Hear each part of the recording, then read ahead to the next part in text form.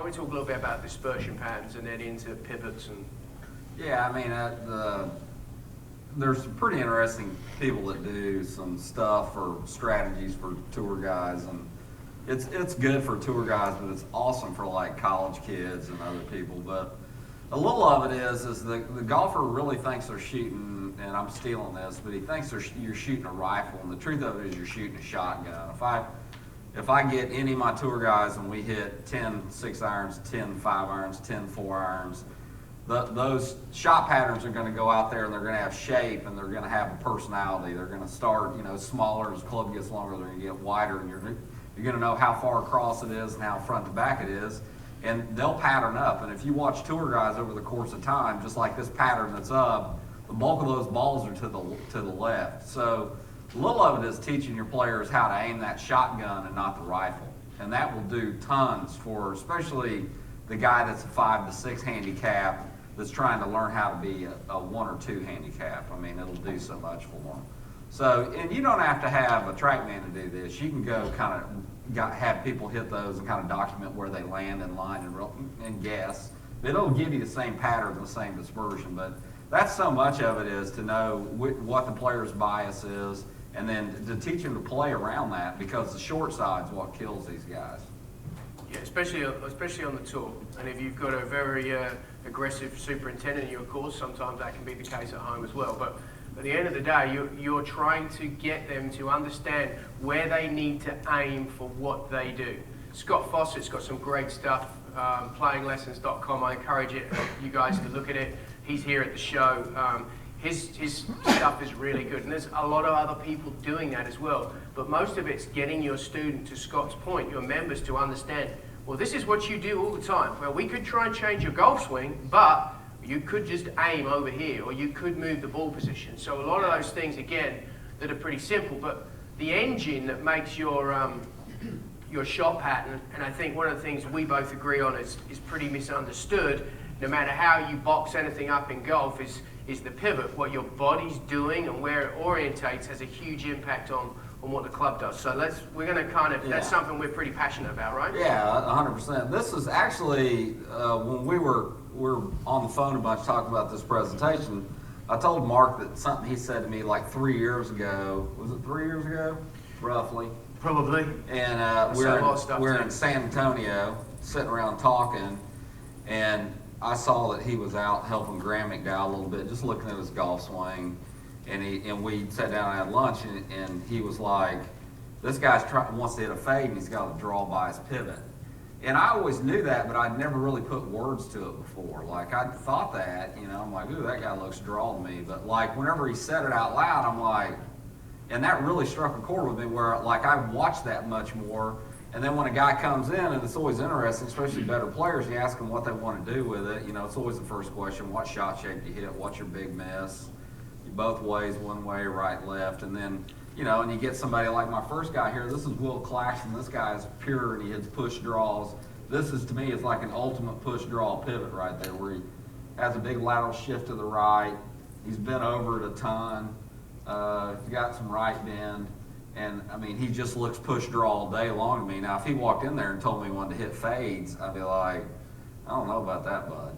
That doesn't seem like it makes much sense. We're going to see some of those too, aren't we? We're going to see some people that... Yeah. And then this is a little girl I teach that plays at Auburn. I love her pivot, but she is super centered. This, to me, like when I see this to the naked eye, this girl looks real kind of fadey to me. It's where she shifts up, stays on top of it, stays centered. And, she wants to hit, she tells me all the time, she just wants to hit a little draw, and every time on TrackMan, her club pass -2. And I was like, yeah, I always call that when you have like a hook eye, like you're fading it, man, but whatever. And then she goes and she plays really well, so I just let her ride it out. But that, to me, that's a super fade bias pivot. Way more on top of it, not a lot of right bend, at the beginning or through the downswing, So we want to kind of explain a little bit the pivot, right? We think I think that's a really useful tool. We both kind of have come from a lot of similar places. We do things differently, but at the same time, we kind of agree on the orientation of where the body is going to influence where the club goes.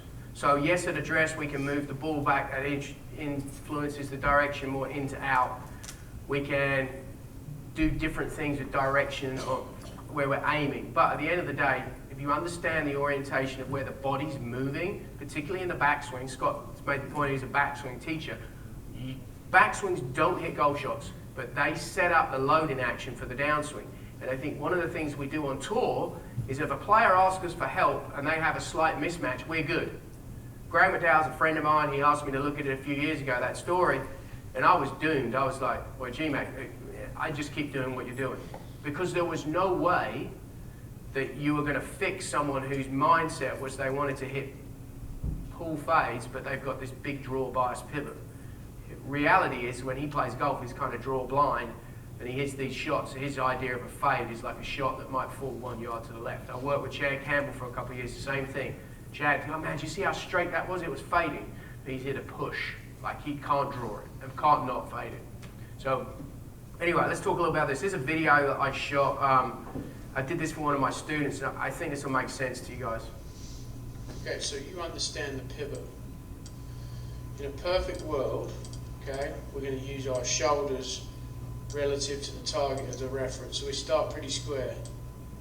If we turn back and we move off the ball a lot, my shoulders are going to be pretty closed, and when I come through, you can see how my shoulders are still relative to the target, which would be the green line. They're pointing right of it, and my chest pointing over here. Does that make sense to you? And that's going to get the club working out to the right. Okay? Now if I clear those out, and I kind of rotate around my spine, that's pretty centered, you see that? And then I turn through, I'm on line, okay? Now if I then lean forwards too much, I get my shoulders here. Now as I come down, I'm going to rotate and impact. My shoulders are now pointing way over this way. My chest's over here and I'm too close. Does that make sense? But you probably need to imagine you're closer to being centered right now. That feel. So for you, looks like this. You set up, arms out, there's a good one. Very nice. Now you're going to put the club down, now you're going to do a good one, okay? Now you're going to do a bad one. You sit. Okay, so the premise there is that trying to explain to the student their orientation of where they're going. So I tell everybody, I was meeting with some PGM kids last night, and they were asking me some lesson tips, and I think this is really a big take home, and we've both chatted about this as well. You need to be able to teach someone to hook the heck out of it, and someone to like fade the snot out of it, like big slice. I mean, John Jacobs said the same thing. The easiest way to do that is to understand the pivot and the setup and the ball position sort of dynamics of that. You can make a lot of money as a coach and a teacher and help your members play a lot better just by understanding those two variables. Because invariably, the part of this, before it came out, there was a needle. All you're doing is moving the needle. You're trying to get them from one side to the other. So if someone's in a big fade bias, you add draw biases. And if someone's in a big draw bias, you add fade biases. And I think that becomes really important. So this person here, this is just like Will. Was that Claxton? That was on the Yeah, Will. Just like Claxton, this guy's a drawer. He's a lot more flexed forwards and rotated. Now on the right, as a student that both of Scott and I have worked with, Harris English, who wants to fade the ball, but Harris inherently wants to move off the ball to the right and he wants to play the ball backwards. So here I'm trying to get him to stay a little more centered because that favors the club orientating more to the left in the downswing. Just like the setup at address, ball position more up for a fade, ball position more back for a draw, right? Absolutely. Setup tilt. So when you talk about, we'll get to this with driving here in a minute, but we're big fans of the reverse for the setup of the driver, yeah, and the tilt. Yeah, I mean, like, I kind of was I don't really know what kind of teacher I was, but I was kind of a golf machine / I don't know what you call it at the beginning. And I would always set everybody up, and I always had a lot of luck with people driving it, and I always had their feet on the outside of the hips, the ball off the instep of the left foot, and then I'd have their left ear in line with their zipper, which would give you about 4 or 5 degrees of tilt to the right. And most of my guys were, fairly fairly draw biased, but not really way in the out. And so that, anytime you set anybody up and give them this right bending business, it definitely adds a bunch to or I always call it tilt to the right. It definitely adds to shallowing the club out. And it's definitely when I was teaching a bunch of, people that were struggling with over the top and hitting the outside of the ball, I'd always tilt them up and then try to get the club in front of them and shallow it. That combination helped me a lot. But as time goes on, and I've got a gears now, I got a guy, Mike Granato, that hangs out with me all the time. He's the super awesome guy on the pressure mat and great with running gears. I've just learned a lot about what the pelvis does and what the spine does, and it's kind of different than what I originally thought. So the more fade by setup really, I don't want them in front of it, but it definitely helps keep the spine where you don't right bend out of the top too soon, if that makes sense. So you want to jump in there from there? Yeah, 100%. So I mean, again, like the ball position is, the more centered, we'd agree, like out the top, the more you're going to favor, the less tilt you have in transition, it's going to help you get the ball starting straighter, more left to right. Again, you just need to understand those relationships. And the great thing, to Scott's point, technology now is everywhere. Lots of people have it. You have great access to it. Again, one of the better drawers of the golf ball you'd probably ever see, Kenny Perry. Very high left arm at address, right arm's tucked. These are not new age great things. They're just old school fundamentals that have a big difference. If the right arm rides higher on a right-handed golfer and they're real level, they're going to influence the direction to the left. Just like the backswing. If the backswing has some depth, the club traveling more across the plane. That's just going to get you more inside out. That might help you again. They're all variables. One of my members here, he'd love to hit a draw. Doesn't move quite so well. The only way he can hit a draw is literally aim 40 yards right, move the ball way back, and he's still coming over it, but he's coming relative to the target line less from the outside. So again, you've got to know the matchups. And for us, all we're ever trying to do is match things up, match movements, and that's the same thing you're doing with your members. The lessons I give my members, all I'm ever doing is really moving the needle. My full-on, what I'd call golf addict members, that are in there all the time, that's slightly different. You have more of a long-term approach. But the members that book a lesson in the morning online and they come and see me in the afternoon, invariably, I kind of know their tendencies. I'm just trying to move the needle around. And that on the tour, that's what we're doing week in, week out. If we get to a tournament and someone's struggling, we're not rebuilding, are we? We're just... No, we're just trying to fix the one little thing that's got off there. So I think one of the things that, why don't we talk a little bit about the ground? I'll get into pressure here in a minute, but just touch on how the ground and it's, or not the ground, because the ground doesn't do anything, but our understanding of how you can utilize your ground interaction. Yeah, do you want to jump on up to some of those swing cap videos, or do you want to go with this right here? You just want to go straight to those? Yeah, we're down to 11 minutes here. Yeah, you've been talking too much. Yeah, I know. All right. So, like one of the I'm blessed because I've had some success and I've been able to buy literally every kind of technology a fellow would want. And I've got this indoor studio, and like I said a little bit ago, had this guy Mike Granato, which is crazy. The guy lives in the same small town I live in. And I've been around doing all this pressure stuff. And I had this guy right across, and I'd been friends with him for years. I just didn't, I knew he was a smart guy, but I just didn't know how much he knew about this. And we kind of got partnered up, and he's helped me a bunch with the ground force stuff. But kind of what you need to know about, and this is what's so in vogue right now, like this ground reaction force is like, it's the deal. But it really does work well, especially when you're teaching people that you're not working on the shape of their golf swing much. So, why don't you touch on that a minute? Yeah. Because you start messing with the ground and the shape of the swing. So if the thing about, so most of my tour guys, the basic shape, by the time we get really going on this, I've got it going up and down the plane how I want it. So then I'm kind of working on the dynamic part, which is this stuff here. Now this kid right here, JT Griffin, is one of the prettier swingers of the club that I have. And he really has a classic golf swing. And if you'll look on these forces up here, this is a kinetic chain right here. And the first force is horizontal. That's the shift of the golfer from right to left.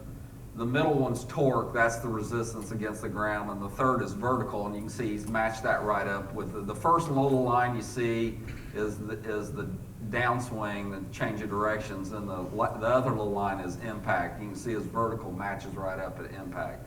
This is kind of a classic, pretty golf swing. You can see his COP trace is super simple right there. And this is what everybody thinks like all golf swings look like, you know, like tour guys. But that's not the reality of it. They're, you know, like a guy like Justin Rose is like that, where he's kind of perfect little blended ground forces. And so let me go a little bit, like the beauty with this now is the first thing I do now if I teach new tour guys, I run them and get on the swing cap plate, and I want to see what their superpower is. Because normally, one of these three forces is what they peak out. And the thing about it is if the guy's a vertical guy like a Justin Thomas or like a Scott Stallings, but my old school way of teaching was I would have looked at it and go, man, I don't know about all that jumping off the ground. That kind of looks bad. Well, I go get him on the ground, man. I've taken his Superman cape away from him. So much of it now is to understand what each player does and where they get their gas, and don't take it away from it. Try to enhance it, if anything. But the one thing is when you start shifting this all around, their plane of their golf swing will change. So it's kind of a small blend of, hey, let's do this and see what happens. But for just the average, like I've watched Mike and he teaches a lot more just average Joes than I do, but I'll go in there and hang out with him because I like to watch him work. And he'll take somebody and, can we run that again? I can't run that one again. Oh, here's Boo right here. Now see, Boo's a straight torque guy. Watching this and just remember, torque is rotation. Yeah, torque is resistance against the ground. And the thing is that, and these are Scott facts. These aren't like real facts in any book. This is like my redneck facts. All right. So whenever I see somebody that's like a flat-footed player that plays shallow to steep, which is my favorite golf swing, a guy that swings the club down.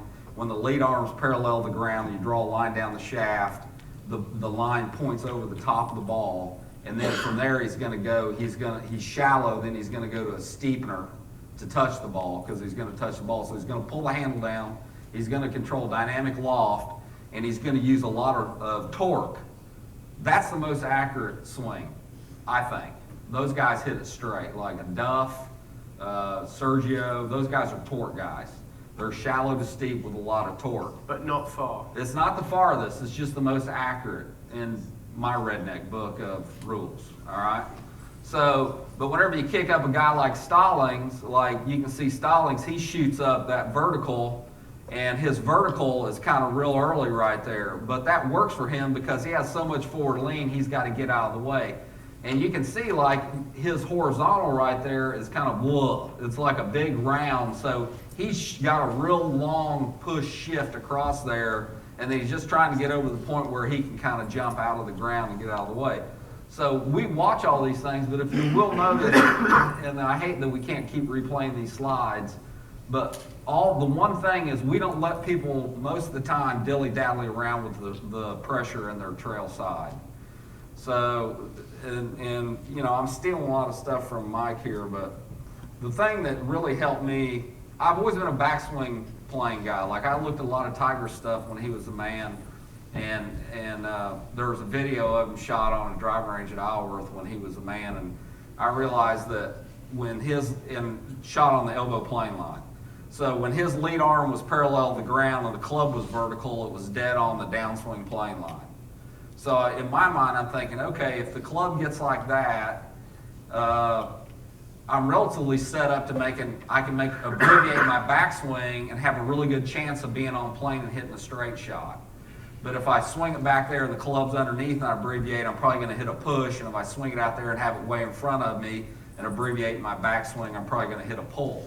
So it just was a neutral place for me for the way I teach. And I always taught that and had a lot of success teaching that. But then when I got to meet Mike and he kind of explained the shot clock to me of a tour guy's golf swing, which is when the club's at rest behind the ball and it goes up over the top of your head and it touches the ball, that's 0.96 of a second. When the club's at rest and your lead arm's parallel to the ground, you've burned up 50% of that time. So you're down to point like 4.6 at that point, over the top of your head and touch. And when your lead arm's parallel on the downswing, to touch is like 0.08. You can't work on that.